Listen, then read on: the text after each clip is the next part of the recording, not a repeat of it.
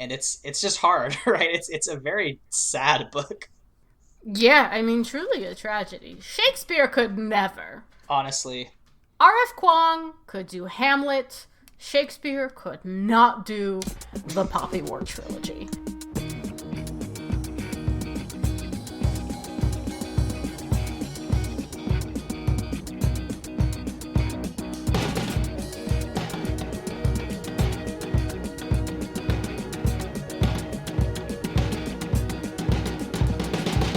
Welcome to Mortified, the Friendship Quest, a podcast where two long-distance friends bounce media recommendations, all in hopes the other will like it. I'm Aaron.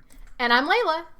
And this week we talk about the end to Rebecca Kuang's grimdark fantasy trilogy, The Burning God.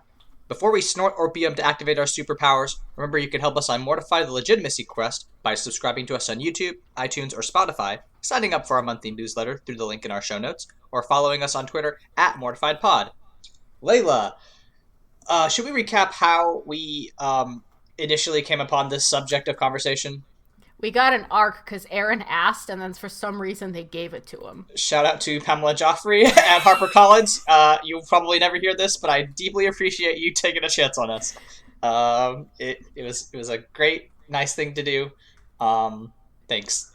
But anyway, yeah, no, we got an arc. We read The Burning God back in July, which feels like a century ago. I re-listened. I'm sure you can listen to our feelings cast about it, and yeah, it was a different time. I could feel it even then when I was like, man, it sucks right now. I was like, oh, does it, Aaron from 6 months ago? Yeah, it was. I re-listened to it too today, and I was like, we sound younger, and also like you had read it like a week before we recorded or something like that, and I had literally hours ago finished it. So the whole thing is you being like, yeah, like here's my great thoughtful analysis, and was me processing trauma in real time. Anyway, Neja. Yeah. Anyway, Nesha is gonna be just on my tombstone. Yeah, and that's the thing is that like we read it so long ago and we did not have time to reread it, considering one, it's like a 500, 600 page book, and like also, we didn't do an episode last week because of issues. So, we're going to just do this right now. And, we're not going to be incredibly detailed, but we will be spoiling the book, obviously. So don't listen if you don't want the book spoiled. But Leyla, up top, what'd you think of the ending? That's the only way that trilogy could have ended. Oh, you think so? I mean, no, but I re-listening to the feelings cast, I was like, I made the point back then that I was like, you lose your ability to root for Rin because Rin does a genocide and is bad. So the whole time I was like, damn, how we gonna end it? Because I don't think she should win. Because she's a terrible, horrible, bad person who turns into like a very evil force, a very selfish force, and is also like bound to Gite and Neja in wild ways, and is kind of repeating a cycle of abuse, both in her interpersonal relationships and also like globally. So you can't let Rin win. You go into the book knowing it's going to be a tragedy, and it was. Yeah, it was. It was very sad. Kind of a rough one, I would say. Yeah. Mm-hmm. So I was listening. Rebecca Kuang literally just did a live stream on Instagram a couple hours ago, and I was listening to that. And a lot of her people were asking her questions about like apparently like why she killed off certain characters, and it's like, excuse me, are you new here? This is what happens, and like I don't know. I think that you're right that like the way that this Poppy War trilogy is structured, there was probably no other real end that could have happened besides, well, what happens is that, Rin, Kate, and Neja all meet on the Isle of Spear, and in order to, like, basically end this war that's going on between Rin's new empire and the occupying Hesperians, Rin allows Neja to kill her, and which subsequently kills poor little Kate, and that gives Neja, I mean, he's been, like, they create like a weird steampunk like god fucking Final Fantasy ass like bracelet that control, very similar actually to the book we other the Empire of Gold, the thing that revives what's his name, Dara? Dara. Yeah, very similar in that like they like have this device that cuts Neja off from his god, the dragon, and like that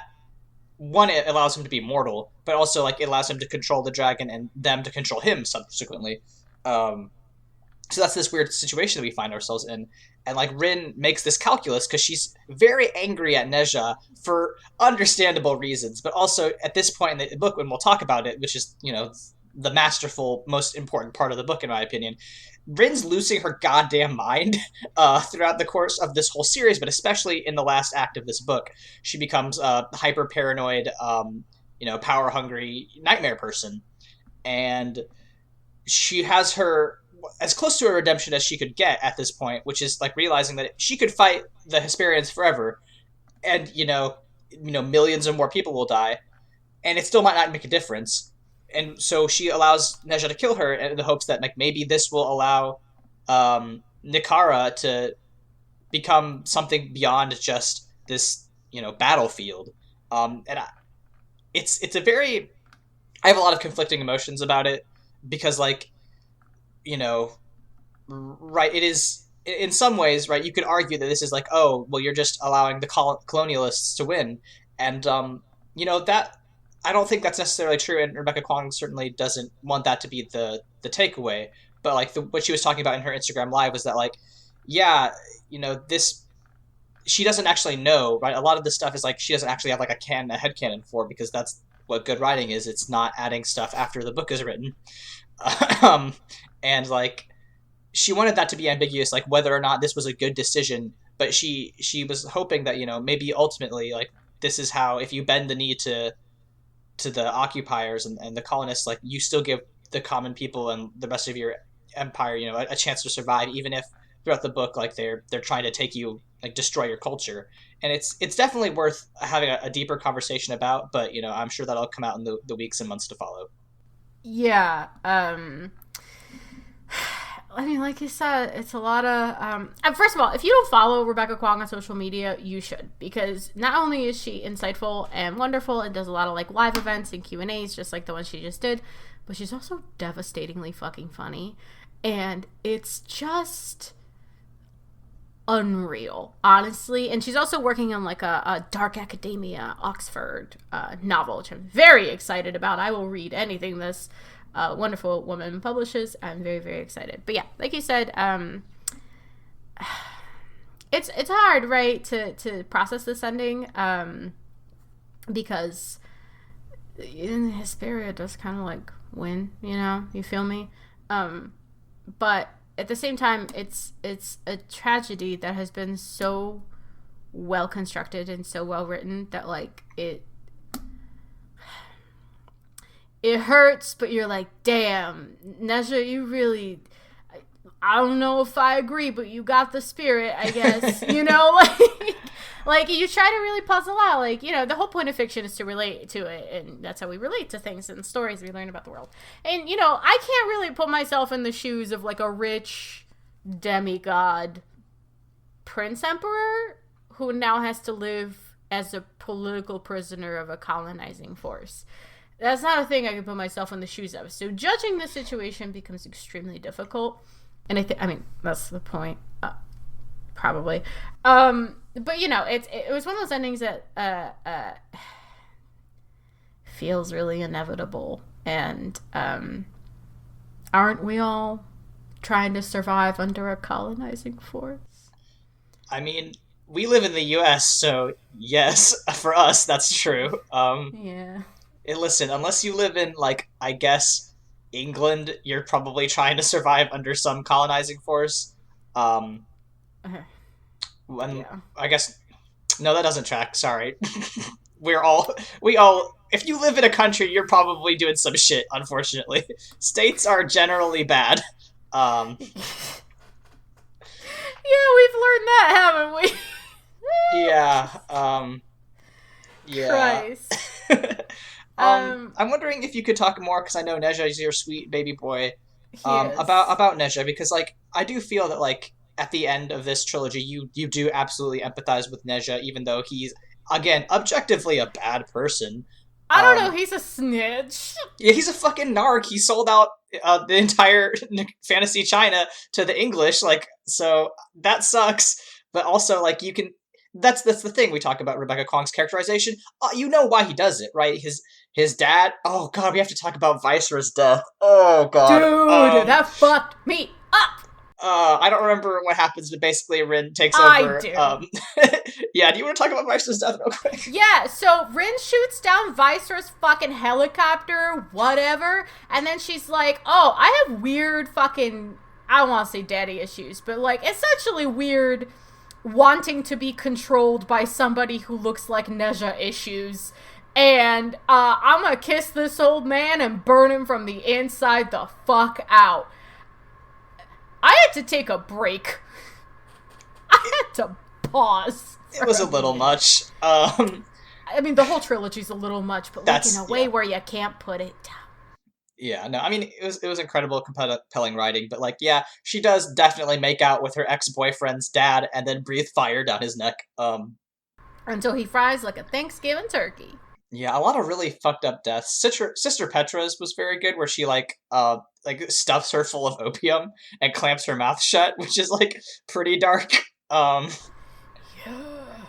Yeah, Sister Petra reminds me, I can't, whenever I read about Sister Petra, and I'm pretty sure her, like, physical description also matches, I can't not think about Sister Patrice from Dragon Age 2, who is essentially the same character. Just this blonde colonizer coming in from the church and deciding what the fantasy analog for Muslims gets to do.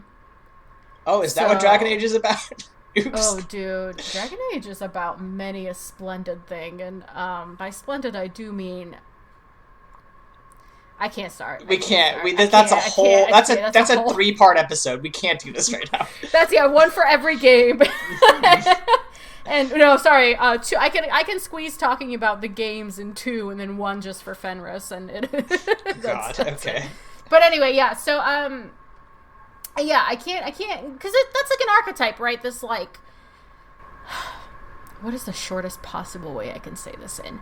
So, like, white women, right, are complicit in white supremacy, and so making them a villain is very effective, because in fantasy writing, there's, like, that also the opposing archetype of, like, the white angelic, usually young woman, there's always some sort of, like, white elf.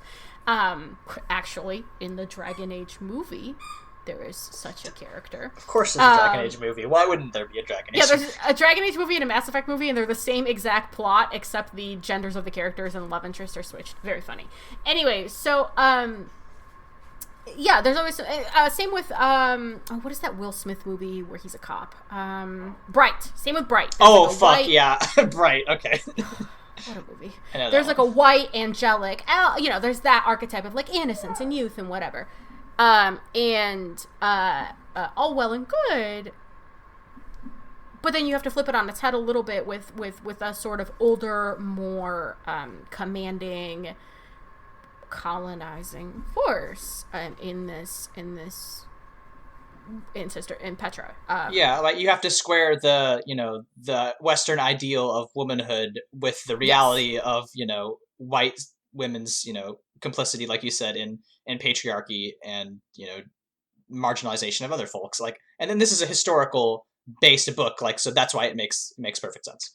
Exactly. So I think her presence was, first of all, horrifying, because there was like nothing Rin could do. And I think Petra's character takes advantage of being a woman and experimenting on Rin just to be like, you shouldn't be physically uncomfortable around me, I too am a woman, kind of thing. Especially after we had seen Rin be experimented on by a man at the end of Poppy War. So Petra's whole goal as I read her, is to provide, at first, a false sense of security, and then to fuck everyone's lives up, which she does to my sweet baby narc Neja, incredibly effectively and in a very permanent way, and she does die. And you can't, the telltale sign of great writing in this book is that you can never, it really makes a point out of saying, you can't be judge, jury, and executioner and the arbiter of justice as an individual. And, who are we to say who deserves what end? Because you Yeah. can feel like Petra deserved what she got, but, like, you will never know for certain. Yeah. We should talk about the main character arc here, which is that Rin starts out the book very angry. She's been Yes. betrayed by Viceroy. She's running very low on allies. She has to ally with, I believe, the monkey warlord, and there's like a bunch of like gorillas. Um, but she's fighting a losing battle against, Neja's forces, the Dragon Republic. She's lost one of her hands. Like she's in a bad situation. And she begins very angry, fighting against this two pronged Hesperian Dragon Republic army, and like her anger only builds from there, right? We see when she is right. She starts with this like there's this attack on her camp with where the Hesperians drop air like bombs from them on their airships, and she loses everything, and then. I mean, that's a heart wrenching thing because it's just That like scene hurts it's just so like, bad. we finally got a win, and then just immediately it's all taken from her. Um, and then it goes. I think one of the most effective, like not effective, but necessarily, but like it shows like kind of it is like a foreshadowing of some sort where like they tell Rin like, oh hey, there's a chance that your adoptive brother is in this town that you're attacking. Like we got to note that they're holding him hostage. And she's like, I don't give a shit, and she just burns the whole town down like without a second thought. Like the fact that at least in the copy we received, like there's just no reflection on it. She's like, yeah, well he might be there. Oh well. Like that kind of shows like Rin's already pretty far gone at this point, and then it just keeps getting worse. Yeah, and I mean, like, going back to the Poppy War, her brother was kind of her only anchor while she was living in with her parents, right? Not step parents. Yeah, I no, mean, her they're adoptive adoptive parents, parents. but yeah. Yeah, her adoptive parents. Which I mean, like, normally I wouldn't make that distinction, but they make that distinction very Yeah. frequently because Rin is a darker skin color, and thus lesser because colorism. But yeah, it is. I made a point in the feelings cast of like how chaotic, not the pacing necessarily of this book is, but like the decision making in this book is by the characters very intentionally. So like that moment, much like Viceroy's death, right? Like you think Viceroy was the big good bad of the second book, and he's gonna get this whole build up, and it's gonna be like a big showdown with the like like video game music, and you're like, yeah, he's got 2 health bars. Now that bitch gets shut down in the helicopter and kissed to death. That's what happens, and it's like a side, it's like a side note, in this trilogy. He dies very inconsequentially, which I think is a commentary on the horrors of war and how we all mean fucking nothing. Yeah, I mean that's a great point. Like throughout the whole book, there's maybe like one definitive climactic battle. Like the rest are like inconclusive skirmishes, and like a lot of them, like the siege is just like they just get bowled over. But then the Republican army keeps withdrawing, and like they keep prolonging it until we finally get that last scene. But like, yeah, that makes so much sense because like, yeah, it is I feel like commentary on just like the fact that like it's never like a video game. There's never just like, all right, I'm gonna get to the big boss, I'm gonna beat him, and then I'm gonna get a cool cutscene as a reward. Like it is always messy in this book. Yes, and it's messy and sometimes inconsequential, and like part of Rin's like descent into shall we say a bad feelings time is just also seeing kind of her whole support system shift and crumble and be destroyed in front of her, and sometimes she is the destroyer Because of of it. her, yeah. Yeah, like the trifecta, gone completely inconsequentially. Yeah, Kite obviously bound to her. He dies with her. Neja, a snitch. But I love him. But a snitch. Venka, we gotta talk about Venka. Venka, yeah. Venka, my angel, has been through so fucking much. She has been so resilient. She has arguably changed the most in the context of this novel. Arguably, maybe aside from Rin, been through, the most. And Rin thinks Venka is trying to kill her based on nothing. And it is the most heartbreaking thing to watch go down because their friendship was so good and so strong in a way that only like two girls that have really gone through some shit could be friends. And she just goes after Venka, and Venka ends up taking an arrow for her, and it is so... It's just one of those things, like, I hope you haven't lost too many people in your life, right? But, like, when someone around you dies, like, the most stark thing is, like, they were just there. And that's what it felt like when Venka died. Like, she was just here, and now she's just not. It was very, very heart-wrenching. How did you feel about, I guess, the whole support system crumbling at large, but specifically Venka? I mean, like, I think Venka's death is, like, sort of, like, almost the apex of Rin's descent, right? Because we see her, right? There's a quote, she's trying to get the villagers on her side, and she realizes that, like, she comes back to the south, and she's like, oh, they planted all this opium, all these poppy plants. I can sell them, and I can make money, and then I can buy food, and then I can feed my army, and it's going to be great. And then, like, that night, the villagers are like, fuck you, we want to eat, you are the cause of all this. So they burn her opium, and she, like, goes on this rant, and she's just like, man, the Hesperians were right. The Nakara, they're fucking sheep, all of them.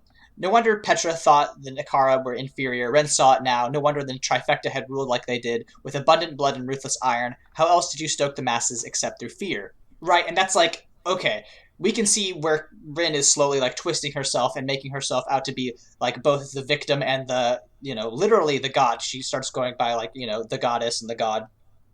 And then, like, Venka, like, who has been there for her, literally conquered half the country for her, has been there, from the beginning.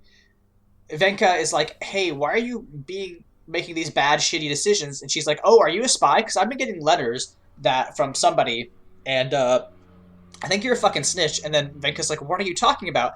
And then an assassin just, shoots this arrow, and Venka dies for Rin, saving her life. And it's just like, Rin doesn't even realize that, like, Venka was, there for her the whole time. She's just so caught up in her own paranoia. And then even at the end, she, like, kind of turns on Kate, and she's like, wow, I can't believe Kate has been hiding this from me the whole time, even though I can, like, basically read his mind at this point. Like, this twisting of her mind, and, like, it is a direct analog to Mao Zedong, and, like, how he would, routinely purge his own followers because of his own paranoia. But, like, yeah, I think that descent where Rin sees that she's got everything she wanted, she conquered the country, she's destroyed the Hesperian air fleet, Neja's on the run, and she still can't make the country love her, and she still can't be a complete person. Like, that is, like, such a good and effective arc of a character that we've seen go through so much. And it is a sad arc, right? Because Rin doesn't have a happy life throughout all of it. But she ultimately does, what she thinks is the best. And it's just hard, right? It's a very sad book. Yeah, I mean, truly a tragedy. Shakespeare could never. Honestly. R.F. Kuang could do Hamlet. Shakespeare could not do the Poppy War trilogy. Oh god, ain't that the truth? Yeah, it is. I'm right. Yeah. No, you're right. Completely correct. Let's see. Do you have any other talking points you want to hit? Not that I can think of, honestly. The only one I don't know how if you've thought about this a whole lot, but, like, going back to the colonialism talk. Right, we see throughout the book, like, this persistent conversation between Kate and Rin, where Kate's, like, he's just, like, looking at the fact that the Hesperians are, like, so powerful and rich and technologically advanced, and he's just saying, like, hey, what if they are, like, he does at one point just say, like, what if they are better than us, like they think they are? And, like, Rin gets upset with him because she's like, what the fuck are you talking about? But he's like, look, they've built this magnificent city that's better than Synagard in 3 weeks, and, like, they've been able to fly for hundreds of years, and they have this very thought out, defined theology that literally ranks them as higher species than us. Like, what are we supposed to do in the face of all that? And, like, I was just wondering if you had any thoughts about, like, how not only the book portrays the trauma of colonialism on the national psyche, but, like, if you if you had any analogs in your own experience in the diaspora. Yeah, so colonialism is bad, right? Let's get let's let's get that out we there. do not we do not endorse colonialism on this podcast. I was thinking about this the other day. If so, it is November 2020 right now. Armenia and Azerbaijan recently had a rekindling of the Nagorno-Karabakh War, in which, from my understanding, the region of Karabakh, which is technically under Armenian supervision, but it's kind of like Catalan and Taiwan, where it's kind of its own thing with its own government. Azerbaijan was trying to claim it. And this is the same conflict that ousted my family from the region in the 80s, late 80s, early 90s, and is kind of the reason I'm a product of a double diaspora. I was thinking about it because I'm 27 years old, and for 20-ish years of my life, whenever I would say I was Azeri or Azerbaijani, people would be like, what's that? And I would have to just sigh and go, either one of my two explanations are either it's Iran's hat, which it is, or, hey, you know, like the Kardashians? That, but like a neighbor. And people would be like, oh. And I'd be like, yes, that's why we all have these eyebrows. But there's been a lot of media attention on that horrible humanitarian conflict. And the thing about colonialism is that it has a tendency to paint any country, in our real world, it has a tendency to paint any country and the residents thereof as kind of subhuman, based on just like the GDP of the place of where they live, which, I mean, like, how are you going to control the place you're born? And so it just feels like any lives outside of American borders are kind of, I'm going to say less than. I don't know if you've heard of the Iraq War, but we killed a lot of civilians. So it's very, propaganda works. And propaganda works for Hesperia, and propaganda certainly worked for, all of the ruling classes in Nikon that ruled by fear, like Su Daijin, who benefited a lot from a mythology surrounding her as a ruler. Which was mostly true, but some embellishments. So, I think it's a really effective portrayal of all the little ways colonialism really gets to you. Like that city, right? That they built. I forget the name of it, but it went up in like 3 weeks. It had running water and all these things, and it effectively changed the way that the people lived there and thought, and it encouraged an assimilation to Hesperian fashion and Hesperian way of life and Hesperian language. And sure, it is good to share technological advancements, right? That is objectively true. It is good to have clean running water. It is good to have an exposure to different cultures. The difference is, are you trying to offer something for someone else to adapt to their culture? See, like Black Panther and Wakanda and the whole concept of Afrofuturism. Or are you trying to impose the way you do it on another culture and then painting that culture as lesser than? Which is what Hesperia is doing, and what the United States does, and what Canada does, and what many of these, like, quote-unquote ruling nations do. So, Britain, looking at you. I think it's a really... I don't think this could have been shorter than a trilogy, because every book kind of has its own little encounters with colonialism, even within the region. Spear being kind of the first victim, and then, oh my god, what does Rim blow up? Oh, Mugan, yeah. Yeah, Rim blows up the Mughal. There you go. It's another aspect of colonialism, genocide, very much a colonialist thing. And then Hesperia colonizing Nikon under Nezha's puppet rule. It's a really apt portrayal that could have only been written by someone who has an intimate knowledge of colonialism as a person of color, living in the Western world. So. That was my very long way of saying that R.F. Kuang did a very good job, and the book makes me very sad. Yep. I don't think we have to add any more to that. You should absolutely read not only the Burning God, but you should probably read the Poppy War and the Dragon Republic first, and then read it. It's on sale now at bookstores everywhere. You know what? Highly Fucking recommend. science experiment. Just go into the Burning Gods. Just read the Burning God with no context. I'm sure it'll be fine. I'm sure you'll totally get it. Yeah. Um, so to segue away from that, let's talk about the thing that we were going to do last week, when we are going to do this week, which is our Scorpio season celebration. I think Scorpio season is about to be over here in a little bit, but you mentioned that you just turned 27. Yeah, so this is going to be like a little bit of a birthday fun episode after talking about genocide and generational colonialist trauma. Let's have a fun birthday convo about the things that we love real Hell quick. yeah. Because it is our obligation to be celebratory in the face of giant systemic oppressive evil. Because if we do not take time to celebrate, then what the fuck's the point of living? Happy birthday to me and you, Aaron. What's first on your list? To celebrate surviving in the midst of grinding inescapable capitalism, I want to talk about building a PC. So I am what some people might call a gamer, and Ooh. um, I've liked video games since I was 5 years old, and I got a Game Boy Color with Pokemon on it for Christmas.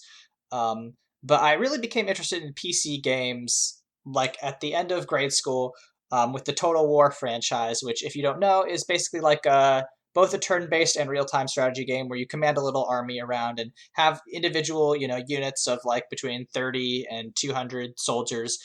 Sort of, you click on them, you make them fight. It's a good time. I can't talk about Total War, but it's a great franchise if you are into any sort of strategy type deal. But I started getting into PC building because I needed a PC to play those games, and I just discovered that it's something that I really enjoy. Like, I kind of liken it to like the way that I work on my computer is the way that like if you have a parent, probably a dad, who loves to like have like has this car that they're trying to restore in their garage, and like they always say they're gonna make it better and fix it up. Like, it's sort of like my car, right? Like, except that it works and it runs and it's great. But like, I am not very good at building a PC. The first time I realized I wanted to upgrade my processor, I got the wrong not graphics, but computer chip for it, and I had to learn everything about motherboards and what kind of slots processors go in which slots. So it's been over the course of 10 years, I've learned how to assemble a personal computer, and it's been like kind of a fun, fulfilling journey. Like, I really like being able to look at something that, like, I would say is not very difficult to do. I mean, Leyla, you've built a PC yourself, right? You can attest to that. But it's just kind of fun to be like, hey, 95% of people probably can't do this, and it sounds complicated and it looks complicated, but it's not. It's really just like Legos, and that makes me feel good. And I just like having this computer that I like have to bang around and like fight whenever I don't connect my drives properly, because I don't know how computers work. But it's just like really fun. Like, for my birthday, I got a couple sticks of RAM, and I was just like, I don't need to look up where these go. I know where these go. They just go in the little RAM zone, and then it's just very fun to be able to plug stuff into your computer. My current pride and joy is RX 5700 XT Thick 3, which is a graphics card that's probably the size of my arm. It's fucking huge and loud, and it runs great, and I love it. And I don't know. I love doing shit like that. Just like being able to look at something and be like, I want to be really stupidly obsessed with getting 60 frames per second, even though it doesn't matter at all. And like, I try not to be one of those people, but like, if you want to have a conversation about refresh rates, like, I can hold one. Yeah, I also liken it to adult Legos, and it is so it's like high stakes grown up Legos, because if you fucking static shock that shit, it's done. It's over. But yeah, no, congratulations on your sick gamer rig. Did you have like a color scheme going in? Did you set it up like aesthetically at Oh all? no, this is a fucking Frankenstein's monster. Like, let me tell you, I still have my 2 terabyte hard drive from my first PC and like the CD-ROM disc that I had for my first PC. Slam that into a big old case that has, an Asus motherboard, but an AMD graphics card, but an Intel CPU. It's just like, and then like some random, sticks of RAM that I got off the internet. Like, it's a weird stitched together machine that it rattles sometimes when the games are running too hot, but like like I love it, and I love being able to be like, this is my baby. I made this with only a little bit of help, and only having to reinstall Windows 10 3 times on it. It just makes me feel happy to be like, I built this with my own hands. Does your baby have a name? Oh no. Do you name your consoles? I have a theme. I have a theme going. Please explain. It's Road to El Dorado. So my computer is Tulio because he makes all the plans and does all the work. Mm-hmm. My little laptop is Miguel because he's a frivolous son of a bitch. And then my phone is Chell because she's a secret powerhouse. I love that naming scheme. Do you have an armadillo? I used to. I can't remember. I think it was my iPod once upon a time, but phones are really, really smart now. It's a 2-in-1 now, yeah. Oh, I love that. Leyla, what's first on your list? Let's talk about sports anime. Fuck yeah. Listen, I really did like a little self-assessment, and I was like, damn, I've been consuming a ton of sports-based media for a person who does not consume sports. I consume sports in the following ways. Skaters, Olympic skaters namely. I do follow a couple of them on the IG. Shout out Megan Duhamel, was a fucking powerhouse in Canada. Oh my god, what is her name? Yevgenia, oh my god, I forgot her name, but she's a very young Russian skater. She's very promising. She's very sweet. Anyway, I do that. I don't know if you know this, but if you live in Buffalo at any point in your life, at any point, if you have your car windows open, there is somebody standing on the side of every highway with a t-shirt cannon, and they do yeet like Bill's jersey, Bill's hat, and a Bill's like must be a fan for life contract that you do have to sign and yeet back at them in a t-shirt cannon while you're driving on the highway. That's like a thing that happens to every Buffalonian. It's like a pact. You got to support the Bills and Sabres. So that is pretty much like my experience with sports. I do like to work out. I played field hockey for 1 year. That's kind of where I live. I love sports-based media so much. Most recently, Haikyuu. Haikyuu teaches you volleyball so well that there is an entire plot point that hinges on spoiler. There's an entire plot point that hinges on a setter dump and you knowing what a setter dump is, and the fact that Kageyama can't perform one and then he can perform one with no commentary from any of the other characters. The plot is like, hey, we have done everything we can for you to understand what just happened. And I like cheered. I like understood football all of a sudden. I was like, oh, this is the adrenaline they're chasing, because I'm sitting here on my chair, with my arms up in the air going, he did it! And, excited for this fictional man playing fictional volleyball, where they jump really, really high. Also, by the way, Haikyuu has a stage show, and I do need to Sorry, watch what? It. I sent it to you! It is... Haikyuu has a stage show, and instead of volleyball games, they do, volleyball dance-offs. Must watch. Oh, fantastic. God, we have to see that. They do also have, an anime-style intro, like the Naruto one did. Excellent. Perfect. If you haven't listened to our Naruto Spectacular episode, please do, because it is not about the show. It is about a stage show. Anyway, so, I also, Check Please finished, this year, I think. Time fake. Check Please, heartwarming, about hockey. There's gays. It's fantastic. Yuri on Ice, a land of skating and no homophobia, in which we have a good Russian for once. Actually, we have 2 good Russians. We have Yuri and Victor. They're both good Russians. And the whole run of that show, I own it. It's one of the only shows I own on DVD. The whole run of that show, I was sitting there with my ass clenched going, are people going to get mad that they're gay now? And you know what? No one did.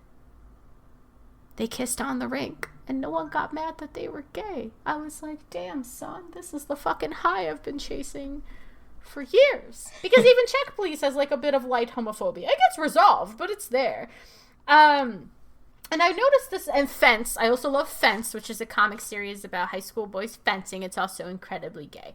And you know what? There's just something about sports, about that raw, like, I want to work hard. It's like all the best part of shonen, but in like, no little boys have to fight, you know?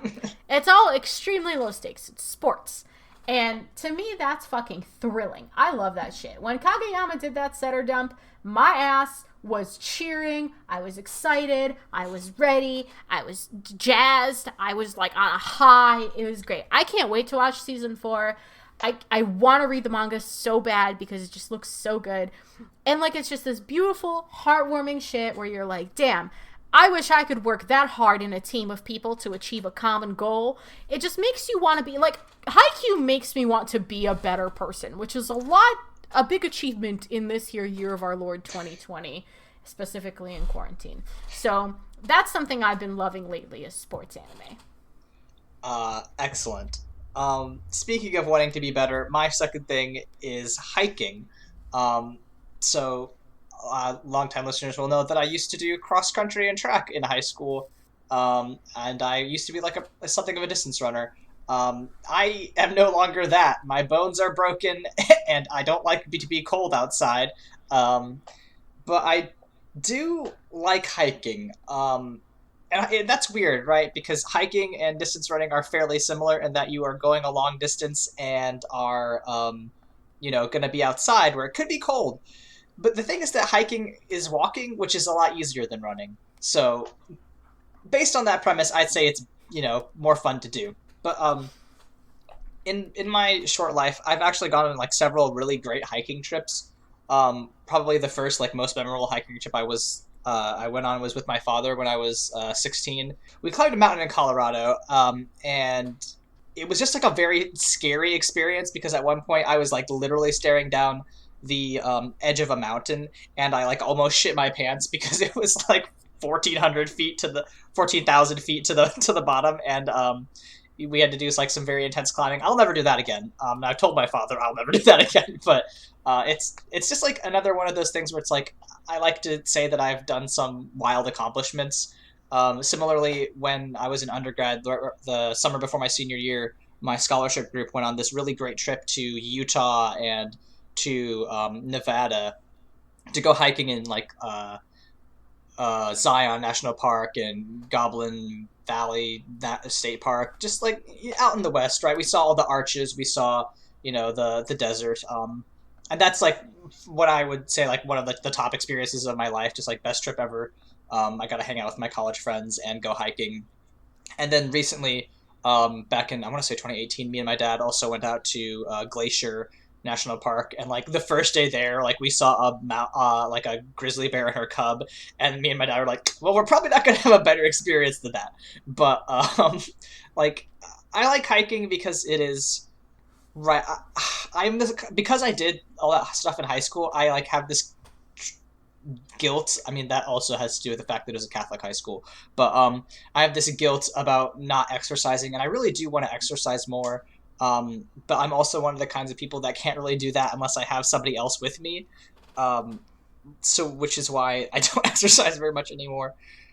But I really liked, going out in nature with someone, like, disconnecting from, social media for a little bit and just like taking some nice pictures and being outside and, feeling like I exercised. And it's just kind of like a nice thing to do. And I do wish that I did it more. Maybe once grad school is over and there's not a virus in the air, I'll find some more time for hiking. But I highly recommend hiking if anybody has the time for that. Yeah, if you ever come visit me in the meat space after I move, there's a lot of really great hikes in Western New York, and I also love hiking. Sick, So sick, sick, sick. I'll take you up on bring that. bring your wife. Hmm. We'll go. It'll be great. I have a fancy camera. It's gonna be a fun, great meet space time. Yeah, hiking is fantastic. I fully agree with you. Speaking of exploring green space, Legend of Zelda: Breath of the Wild. All right. So, outside of this podcast, Aaron recommended that I play Breath of the Wild and generously sent me his copy to borrow. And at first I was like, yeah, this is really fun. I don't know if this is like my thing necessarily. I don't really love like open world games. They take up a lot of my time and they're not usually immersive enough for me to like really get into them, or if they are immersive enough, then it requires like homework almost, you know what I mean? Like a la Skyrim, where you kind of have to know a little bit of the lore to be interested. And all I think about anymore is Legend of Zelda: Breath of the Wild. If I'm not thinking about something, I am thinking about Link, because let me fucking tell you, that little boy, that fancy little amnesiac, he don't got nothing going on in that head of his. There is not a thing. There's not a thought. There's a scene where he gets healed by one of the champions who has a big fat crush on him and was, well, trying to marry him, actually. And she's, like, giving him an hour-long diatribe about how much she likes him and that she wants to go on a date with him after they vanquish Calamity Ganon. And he has not a thought in his head. Not a single thought. There's another scene where Urbosa, who is so hot, is talking at him because he comes up behind her while Zelda's like napping on Urbosa's shoulder, and she's like, "Your silence says it all." I'm like, "Does it, Urbosa?" Ma'am. Ma'am, this is not a man with thoughts, which is, as longtime listeners, first-time callers will know, is my favorite type of man. And I messaged Aaron at some point. I'm like, so basically the beginning of this game is Link's no good, very bad boarding. Because he takes 100-year nap and he wakes up and is forced to save the world with nothing but muscle memory and the disembodied voice of a woman that seems to know him. Is he hearing it? Who's to say? There's no confirmation. He's got his own Nintendo Switch on his hip and a mission and no pants. And that's how he's gonna fucking do it. And there's a lot you can extract from the narrative if you're me and you like read into it a lot. So I was just, there's a lot of me sitting at my computer really zoning out and thinking to myself, damn, I don't know if this was intended, but as Link is like collecting his memories, isn't it fucking depressing that he knows what's going on in Hyrule, in the sense that like Calamity Ganon was such a calamity that it halted technological, social, any sort of progress in the area for 100 years, to the point where this tasty little snack of a boy wakes up and can just use everything fine. Like, he doesn't wake up 100 years later and is just like Lilu from The Fifth Element about it, He's there and he gets all these like sad flashbacks. And hey, did you notice that when the ghosts talk to him, they don't ask if he remembers them and he doesn't provide the information? They just kind of talk to him like they know him, and he just kind of stands there and is like, yeah, He gets Mipha's betrothal armor, and he's like, yeah, Mipha, real, he just stands there, and he's quiet, and he's a little dumb, and that's okay. And, some more shit you can extract from the narrative. You sit there and you watch all these cutscenes of Zelda getting very frustrated with him because he seems to know what he's doing. I don't think he does. And that she, doesn't. She does. And it's, it's just funny to watch that dynamic of her being kind of, cranky in his direction. And then knowing that she's gonna, have to re-meet him, and this is, a new, more feral, looser Link, who, has a bunch of, a new personality grafted onto the old one. It's just... And that's a lot about the meta-narrative. It's also just pretty. And, it's all I think about anymore, because it's nice. And when the election was going on, I was like, I want to go to there. Not here. There. I did water. I want to swim up waterfalls and, I don't know, ride a pony. It's great. I love it. And not a lot of games can get horse mechanics right. I think this is what happens when Witcher 3 is actually fun. Because I don't know if you've played Witcher 3. It's not great mechanically. The story's fine, but the gameplay is bad. And this is... it. This did it. Nintendo, you did it. I'm fucked up. I'm ready for Calamity Warriors. I'm ready for BOTW 2. I've got a Hyrule Historia today. I'm ready to play Twilight Princess. I'm fucking here, Nintendo. It took me 10 years or however the fuck long to get here, but it took one dude in Indiana sending me a copy of this game to hook me. I love it. It's great. It's been keeping my heart buoyed for weeks. So that's thank you, Link. I think that Nintendo should base their marketing strategy more around single dudes in Indiana. I think they'd have a lot more engagement. I agree. With their products. Or single ladies deep in the heart of Texas. Yeehaw, partner. Did you, bonus real quick, do you know there's apparently a difference between yeehaw and yee-yee? And yeehaw people can yee-yee, but yee-yee people can't yeehaw. This is a new controversy I've stumbled upon. Oh, sorry. I mean, I personally would not yee-yee. But I don't know that I would yeehaw either. I don't know that I'm that kind of Midwesterner. Yeah, I mean, it's just, it's something to think about, listeners. Write us. Email us at MortifiedPod. Are you a yeehaw? Are you a yee-yee? Are you a yeehaw that's dipped your toes into yee-yeeing? Inquiring minds want to know. I don't know if my mind's not inquiring anymore. Oh, we're all just smooth-brained little trouserless boys at this point. Leyla, what are we doing next week? Kipo season 3. Oh fuck! I'm so excited. I've only watched the first 3 episodes, and I really want to see what happens to the frog. I love Jamak. Very excited to finish that saga. Leyla, where can people find you on the internet? I'm at LEYLSES on Twitter, Tumblr, and Instagram. You can read my essays at LeylaMamedova.com/blog. And my comic is AstroHeartComic.com. It will come back soon. I'm just very sleepy. You can find me on the internet at AaronSXL. On Twitter. You can also follow my other podcast at MBMBF and me. We're going to be watching Latter Days with our Mormon friend tomorrow. So be on the lookout for that. That's going to be a good time. Yeah, you can, as always, rate and review us on iTunes and, tell all your friends about how great we are. Because I think this podcast is fun and I think people should pay us to have fun. Not that anyone is paying us, but you could consider it. Hey, here's the thing, right? So if we get enough interest, we can start a Patreon. And then, guys, we really don't require that much money at all, but it would be nice if we could pay for our link tree and make that customizable, and also, like, our website, and also, like, being able to host on iTunes. And then, I don't know, someday, if you really support us, and, because we're cool and fun and sexy and young, maybe someday we could, like, show up in your Midwestern town and do a little live show in a bar. You never know. These are dreams I have. Aaron is very funny, and I am also funny. And can you imagine if we were live on stage and he was nervous and I was drunk? It would be fucking great. So, tell your friends about Mortified, the Friendship Quest, and also sign up for our newsletter. It's almost newsletter time. Oh man, we're gonna have. I bet December's gonna kick ass. I'm excited for that. All right, let us sign off with a quote that I think is apt and applies not only to the Burning God, but also to our podcast.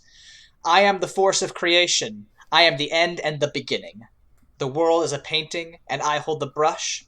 I am a god. We'll see you all next week. All right, gamers!